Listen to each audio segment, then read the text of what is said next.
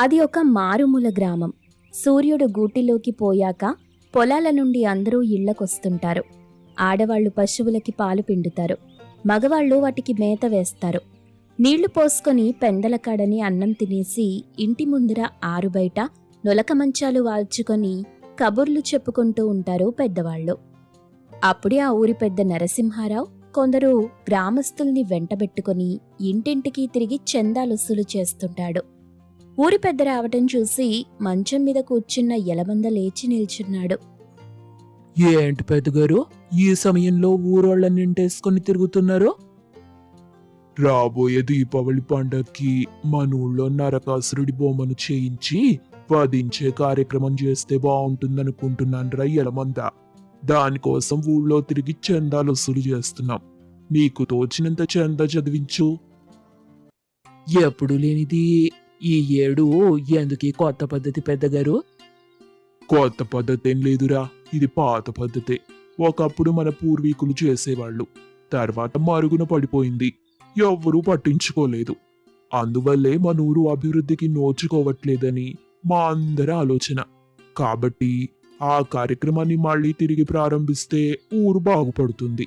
ఊరికి పూర్వం నుండి వచ్చే పద్ధతులు మర్చిపోకూడదు. ఊరికే అరిష్టమవుతుంది అది. సరే, ఒక్క 50 రూపాయలు చందా రాసుకోండి.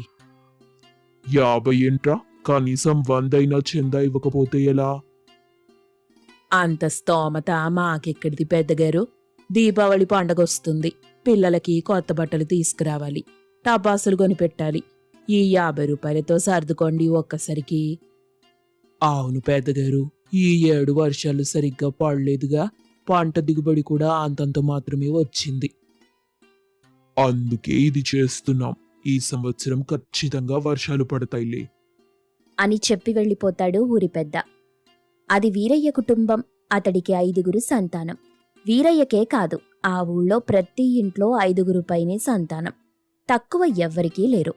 పిల్లలు తల్లి భాగ్యం దగ్గరికొచ్చి, అమ్మా, దీపావళి పండక్కి కొత్త బట్టలు కావాలి. నన్నడిగితే నేనేం చేస్తాన్రా? వెళ్ళి నాన్ననడగండి. నాన్నకి నువ్వే చెప్పు. అప్పుడే ఇంటికొచ్చిన భర్తతో భాగ్యం, ఏవయ్యా, దీపావళి వస్తుందిగా, కొత్త బట్టలు తీసుకుందాం.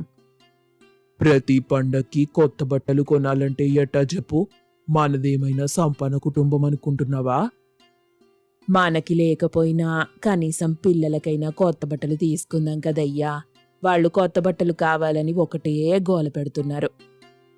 ఒక్కరా ఇద్దరా? 3 పిల్లలాయే. అంతమందికి కొత్త బట్టలకి డబ్బెక్కడిది? మొన్ననే కదా దసరాకి తీసుకున్నాం అన్నాడు పిల్లల్ని చూస్తూ. పిల్లలు అలకమొహం పెట్టారు. పాపమయ్యా, పిల్లల మొహాలు చూడు ఎంత బాధపడుతున్నారో. ఏటి భాగ్యం నువ్వు కూడా? పిల్లలకి మన ఆర్థిక పరిస్థితి తెలీదు కాబట్టి వాళ్ళట్టా ప్రవర్తిస్తారు. కానీ అన్నీ తెలిసిన నువ్వు కూడా అట్టా మాట్లాడతావేంటి? నువ్వే పిల్లలకు అర్థమయ్యేటట్టు నచ్చజెప్పు. పిల్లల మొహాలు చూస్తుంటే అట్ట చెప్పడానికి మనసు రావట్లేదయ్యా. నాకు మాత్రం పిల్లలకి కొత్త బట్టలు కొనాలని ఉండదా చెప్పు? నేను కష్టపడుతున్నదే వాళ్ళ కోసం. పెద్దమ్మాయి విజయ కొన్నాళ్లలో ఈడేరుతుంది. ఊరంతా కాకపోయినా కనీసం మన చుట్టాలనైనా పిలిచి భోజనాలు పెట్టకపోతే బాగోదాయే. ఇప్పటి నుండే రూపాయి కూడబెడితే గాని అప్పటికి అక్కడికి రావాయే. అట్లాంటిది డబ్బంతా ఇట ఖర్చు చేస్తూ పోతే అప్పుడేం చేస్తావు చెప్పు? దీపావళి ప్రతి ఏడు వస్తుంది గాని కొన్ని శుభకార్యాలు మళ్ళీ మళ్ళీ రావుగా. పిల్లల బాధదేముందిలే, పండుగ అయిపోయిందంటే వాళ్లే మర్చిపోతారు. అది విని పిల్లలు 3 ఏడుపు మొహం పెట్టారు, ఒక్క విజయ తప్ప. మాకన్నం వద్దు పొండి అని అలిగి పడుకున్నారు. మరుసటి రోజు బడిలో తోటి పిల్లలు, దీపావళికి మా నాన్న కొత్త బట్టలు కొంటున్నాడు తెలుసా? మరి మీ నాన్న కొంటున్నాడా? ఓ, మా నాన్న మా అందరికీ కొత్త బట్టలు కొనేశాడు కూడా. మేం వాటిని భద్రంగా ట్రంకు పెట్టెలో పెట్టుకున్నాం. అదేంటక్క అట్లా చెప్పావు? నాన్న కొత్త బట్టలు కొనలేదుగా. అట్ట బయట వాళ్ళకి చెప్తే మనల్ని ఎగతాళి చేసి ఏడిపిస్తారా తమ్ముడు? నాన్నెప్పుడు ఇంతే, ఏదడిగినా కొనివ్వడు. మన తోటి వాళ్ళ నాన్నలు చూడు, వాళ్ళు ఏదడిగితే అది కొంటారు. తప్పు. మన నాన్నని అలా బయటోళ్లతో పోల్చకూడదు. నాన్నకి మనం అంటే చాలా ఇష్టం. వాళ్ళ దగ్గర ఉన్నంత డబ్బు మన నాన్న దగ్గర లేదుగా. దీపావళి పండుగ రాని వచ్చింది. పిల్లలకి స్నానం చేయించి దసరాకి కొన్న బట్టలే వేసింది భాగ్యం. అయిష్టంగానే వాటిని వేసుకున్నారు పిల్లలు. ప్రతి ఇంటి బయట వీధి గోడలకి ఇరువైపులా ఉన్న గూటిలో కొవ్వొత్తులు వెలిగిస్తారు. ఊరంతా ఆ కొవ్వొత్తుల వెలుగులో వెలిగిపోతుంటుంది. ఊళ్ళోని రచ్చబండ దగ్గర ఉదయం నుండే బండిపైన టపాసులమ్ముతూ ఉంటారు వ్యాపారస్తులు. కాకర పువ్వొత్తులు, సీమ టపాకాయలు, లక్ష్మీ ఔట్లు, తాడుబాంబులు, భూచక్రాలు, అవావు సువాయిలు, చిచ్చుబుడ్లు, పాము బిళ్ళలు, వెన్నముద్దలు, ఇలా రకరకాల టపాసులతో ఆ టపాసుల బండి కలకలలాడుతూ ఉంటుంది. పిల్లలందరూ టపాసుల బండి చుట్టూ చేరి టపాసుల వైపు ఆశగా చూస్తుంటారు. తమ తల్లి తండ్రితో వచ్చి కొనుక్కొని పోయే తమ తోటి వాళ్లని చూసి బిక్కమొహం వేస్తారు. కొందరు పిల్లలు టపాసులు కొని అవి బాగా పేలాలని ఎండలో ఎండబెట్టుకుంటారు. మరోవైపు ఊరి బయట పెద్ద నరకాసురుడి బొమ్మని ఏర్పాటు చేస్తారు. నాన్నా, టపాసులు కొని పెట్టవా అని తండ్రి వెంట పడతారు వీరయ్య పిల్లలు. అతన్ని గుక్క తిప్పుకోనివ్వరు. విజయ, ఇట్టరా అమ్మా. ఏంటి నాన్నా అని తండ్రి దగ్గరికొచ్చింది విజయ. చాలా కొద్ది డబ్బు విజయ చేతిలో పెట్టి, తమ్ముళ్ళకి సెల్లెళ్ళకి కాకరపు ఒత్తులు కొని తీసుకురా. అట్లాగే నాన్నా. మాకవేమొద్దు. నాకు లక్ష్మీ ఔట్లు, వెన్న ముద్దలు కావాలి. నాకు చిచ్చుబుడ్లు, భూచక్రాలు కావాలి. అవాయి సువాయిలు కూడా కావాలి. ఈసారొచ్చే దీపావళి పండక్కి కొనపెడతాన్లే. ఈ ఒక్కసారికి వీటితో సర్దుకోండి పిల్లలు. చిన్నోడు చిన్నది ఏడుస్తూ కింద పడి దొర్లుతుంటారు. మీరిట మారం చేస్తే ఎట్టా చెప్పండి? నాన్నని అర్థం చేసుకోవాలిగా. అవి చాలా ఖరీదుంటాయి. వాటి ఒక్కదాని రేటుతో బోలెడని కాకర పువ్వొత్తులు వస్తాయి అని గదమాయిస్తాడు. పిల్లలు కోపంగా బయటికెళ్ళిపోతారు. విజయ తెచ్చిన ఆ 3 పెట్టెల కాకర పువ్వొత్తులలో అందరూ ఒక్కొక్కటి కాల్చి తరువాత రోజు కోసం 2 పెట్టెలు దాచుకుంటారు. వీరయ్య పిల్లలు ఖరీదైన టపాసులు కాల్చే పిల్లల దగ్గరికి పోయి వాళ్లు కాలుస్తుంటే ఆశగా చూస్తూ, అవి పేలుతుంటే కేరింతలు కొడుతూ ఆనందిస్తుంటారు. బాగా పొద్దుపోయింది. చిన్నవాడు చిన్నమ్మాయి మాత్రం ఇంటికెళ్లకుండా అరుగులపై కూర్చుని చూస్తూనే ఉంటారు. ఊరి బయట ఊరి వాళ్లంతా కలిసి నరకాసురుడి బొమ్మకి నిప్పంటించి వధిస్తారు. తర్వాత అందరూ ఇంటికొస్తారు. విజయ, తమ్ముడు చెల్లి ఏరమ్మా? వాళ్ళిద్దరూ పక్క బజారులో ఉన్నారమ్మా. ఎంత బ్రతిమాలినా రావట్లేదు. వాళ్ళు టపాసులు కాలుస్తుంటే చూస్తూ అలాగే కూర్చున్నారు. అట్టాగా అని పిల్లల్ని వెతుక్కుంటూ వెళ్ళింది భాగ్యం. అదే సమయంలో పిల్లలిద్దరూ వేరే వాళ్లు కాల్చిన టపాసులు ఏరుకుంటూ ఉంటారు. అవెందుకురా, కాల్చేసినవేగా. ఒక్కసారి వీటిలో కొన్ని కాలకుండా ఉంటాయి కదమ్మా, అవి కాల్చుకుందామని ఏరుకుంటున్నాం. సరే, ఇంటికి పోదాం పదండి, బాగా పొద్దుపోయింది. లేదమ్మా, మేమింకాసేపు టపాసులు ఏరుకొని వస్తాం. వాళ్ల మాటలకి చాలా బాధేసింది భాగ్యంకి. కాని ఏం చెయ్యగలదు? తమ పిల్లలు కోరే చిన్న చిన్న కోరికలు కూడా తీర్చలేకపోతున్నామని బాధపడుతుంది. మీ ఇద్దరికీ ఇష్టమైన సగ్గుబియ్యం పరమాన్నం చేశాను. ఆయ్, సగ్గుబియ్యం పరమాన్నమా అని తల్లి వెంట ఇంటికొస్తారు. లొట్టలేసుకుంటూ పరమాన్నం తాగి పడుకుంటారు.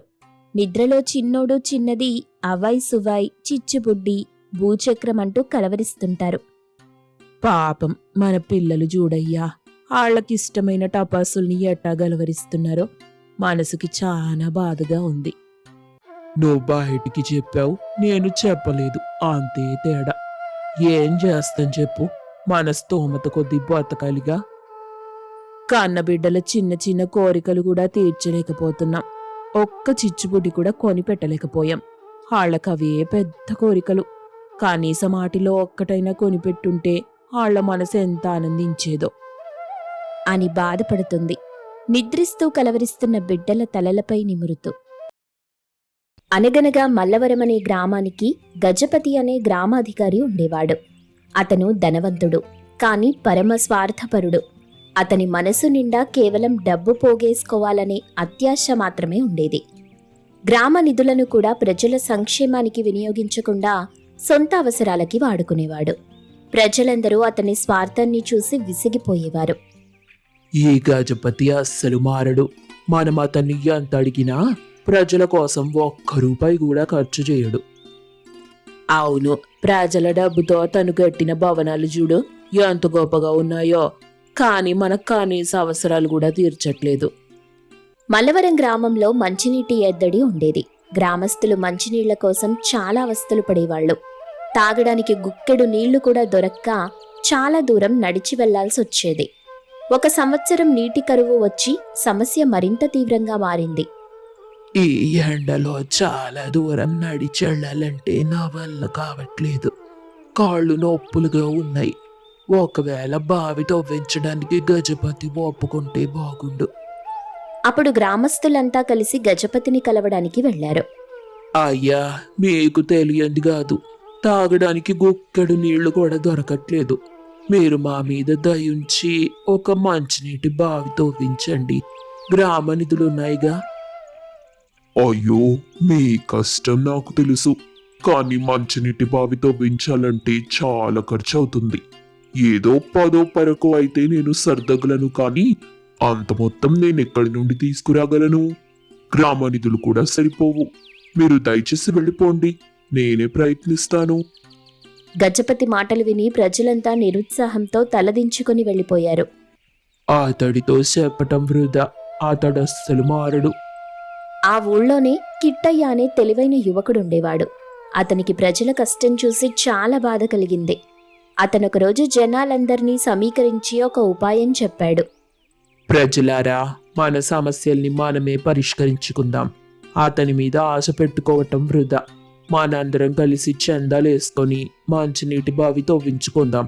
మన కష్టాన్ని మనమే తీర్చుకుందాం. కీటయ్యా, నువ్వు చెప్పింది నిజమేనయ్యా. మనందరం చందాలేసుకుంటే ఎంతో కొంత డబ్బు పోగవుతుంది. కానీ ఆ డబ్బుతోనే బావి తవ్వించడం సాధ్యమేనా? సాధ్యమే. మనందరం కలిసి ఒక పని మొదలెడితే అది పూర్తయిపోతుంది. మన శక్తి మనకి తెలియాలి. రండి, మొదలెట్టేద్దాం. వెంటనే ప్రజలు చందాలేసుకుని బావి తవ్వించటం మొదలెట్టారు. కొంత తవ్వాక ఒక పెద్ద బండరాయి అడ్డు తగిలింది. అయ్యో, ఏటా జరిగిందేంటి? బండరాయి పగలగొట్టించి బావి తవ్వించడానికి చాలా ఖర్చు అవుతుంది. ఇప్పుడెట్టా? మన దగ్గర ఉన్న డబ్బుతో రాయిని పగలగొట్టించడం సాధ్యం కాదులే. బండరాయిని పగలగొట్టడానికి గ్రామాధికారి గజపతి సాయం అడగాల. మనం మళ్ళీ అతని దగ్గరికి వెళ్ళకూడదు. నాకు ఆలోచన వచ్చింది.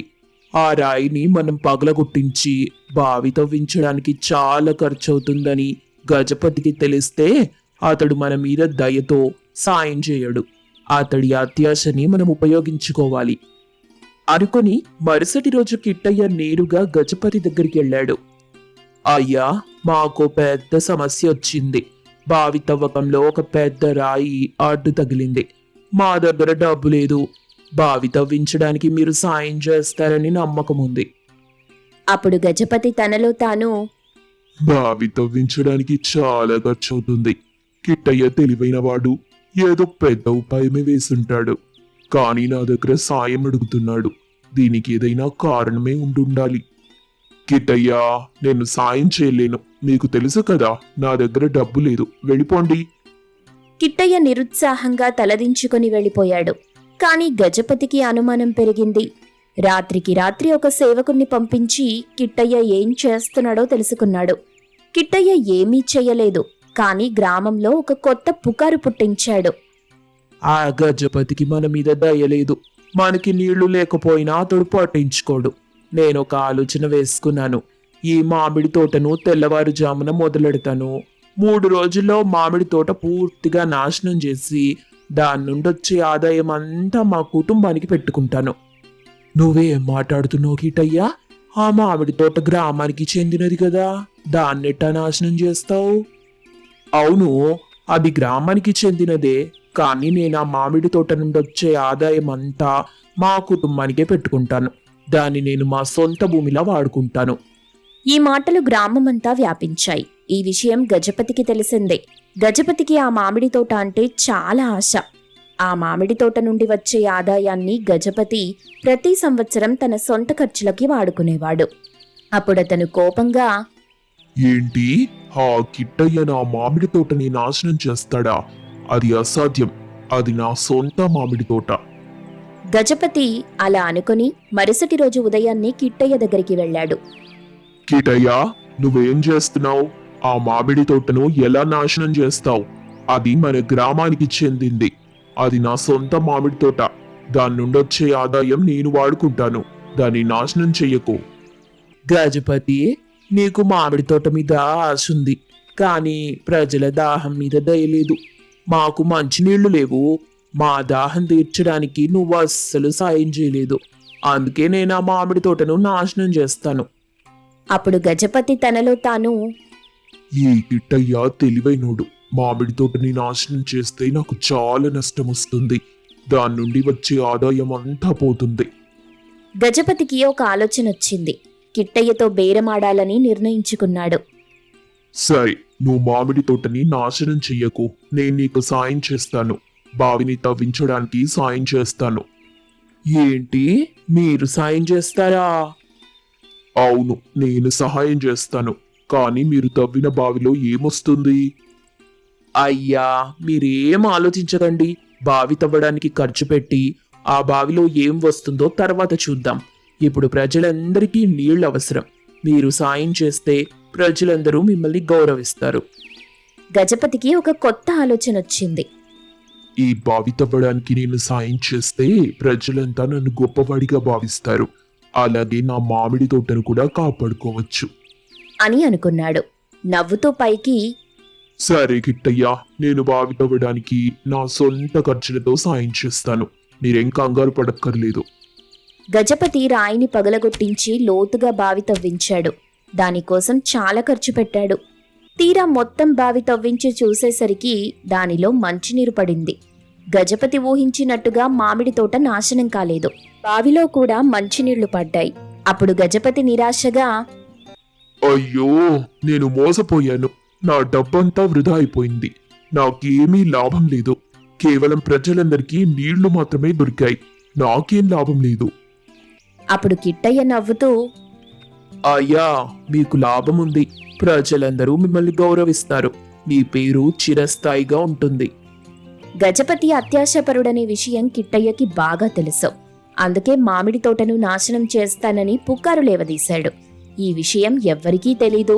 తన సమయస్ఫూర్తితో కిట్టయ్య ఊళ్ళో మంచినీటి సమస్య లేకుండా చేశాడు.